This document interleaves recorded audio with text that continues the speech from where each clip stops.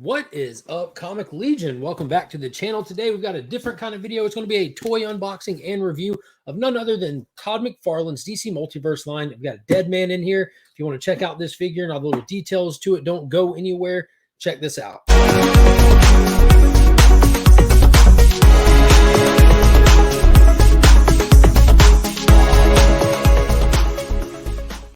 Big shout out to the channel sponsors. We got Big Time Collectibles. They sponsor the monthly giveaway for the channel members, the Legion loot box. So definitely consider joining the channel and checking out Big Time Collectibles on social media and at their website. And if you need anything cleaned or pressed, hit up our good friend Justin on Instagram. Let him know that you found him via the channel or hit him with the promo code We Are Legion and take advantage of the buy two get one free special promo he has for the viewers of the channel. The links to all of these sponsors are in the description to all of my videos. So let's get into this. I do collect McFarlane DC Multiverse figures. I do have a bunch of them. Typically, I just go with the movie ones that they do. I've got all the Snyder Cut figures.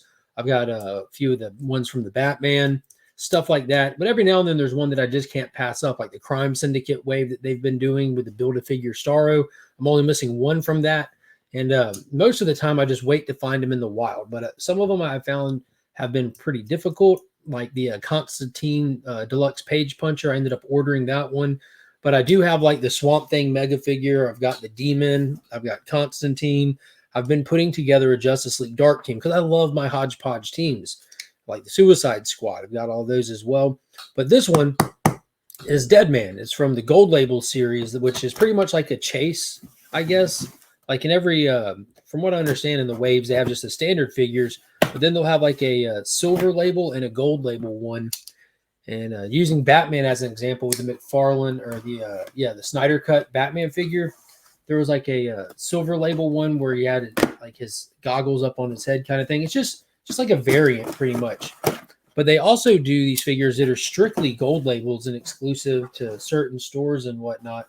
And I believe this one was exclusive to somewhere. Maybe it was, maybe it wasn't. I don't remember all the little details. I don't chase them down that close. Like I ended up seeing this one on eBay for super cheap. It was like half the price as all the rest of them. So I'm like, that is the one for me. And it came packaged nicely. Dude, that is fire. And there it is. We've got them in. There's the gold label symbol. When you see that on there, you kind of know that their chases will be gold label or silver label, or it just won't be present if it's just a standard one. But you see he comes with some smoke effects and stuff. All of them come with these awesome trading cards back there. Now, I am an out-of-box collector, but I keep all my boxes pristine. I just cut the tape and pop the little holders that are on them. But as you see on the side, it's got Deadman. It lets you know what era that they're kind of drawing it from. The bottom, all the little details and stuff. Top is window box as well. So you get a good look at the figure if you are an in-box collector. That's one thing I love about what McFarlane does. He gives you those kind of options. On the other side, it's semi-window box and has his name on there. Then all the details, serial number, DC Multiverse Deadman Gold Label, all that good stuff. So let's open this bad boy up and show you what they come with and all that. I was hoping that he kind of came with one of the flight stands. They do make these translucent stands that just, it's like a pole and it clips on their back and it allows them to look like they're flying. I hate the way that those are packaged on here because it's very difficult to get them out without damaging the box where you can kind of put them back. So I ended up taking one flight stand out of one figure a while back, and I just kind of use it whenever I want to have a figure flying, and have it with Dr. Fate right now, but they can just slide straight up out of the top. And then we'll cut into this bad boy and just pop those little tabs that hold them in place.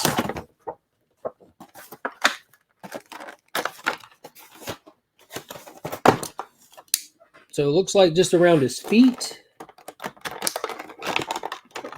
And they cut real easy. You just move their foot over and pop them with a knife. Fingernail clippers, if you got them and if you can reach them. Fingernail clippers work great for popping these tabs if they're available.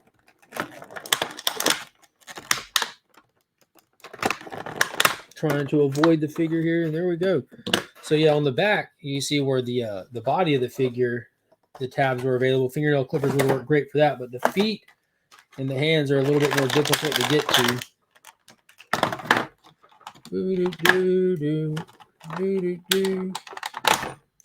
All right, we are in there. So now we're about to get to this figure. Let's check out the back of the card. It has some really cool artwork on it, a bunch of comics and stuff. And then you get a really cool trading card, which, I mean, I guess if you have like an X-Acto knife, you can just kind of slit right down the side and get the card out. But I just leave them in there. And then there's the peg stands that they come with where their foot can just peg into it. It has the DC Universe logo on it as well. Super cool. Here's the figure. He's got some smoke effects and stuff. I'm going to have to figure out where these things... Oh, that is super dope. So this is actually him. So his ability is like he's a ghost. He's dead. He was a trapeze artist at a circus and gets killed. And he has the ability to possess people's bodies and drive them around. And if you look at this, that's exactly what this is. Okay, I see on his back he has a peg so that you can put this into there. All right, we'll get into that, but that's actually his ghost. You can see his collars and everything. It's got his face right there. That is wicked cool. And then the other effects look like just tack onto his hands maybe.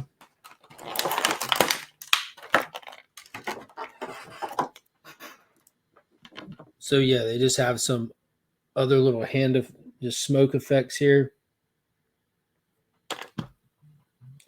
So it comes with some cool accessories.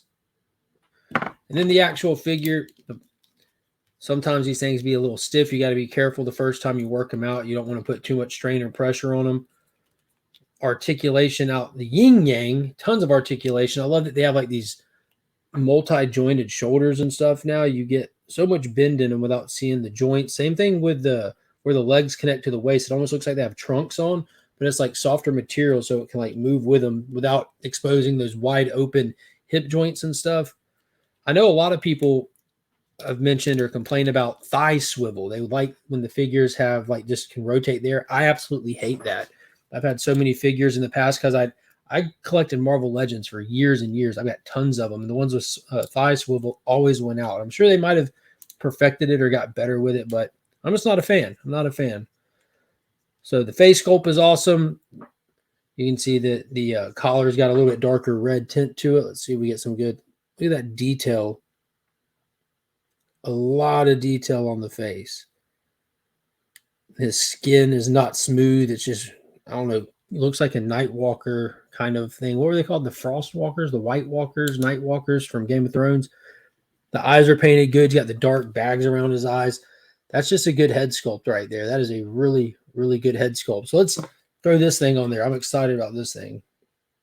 So you get like the sensation of him leaving his body and getting ready to enter somebody else's body and take possession of them. And these things, who knows, they typically just swivel onto the arm somewhere or something.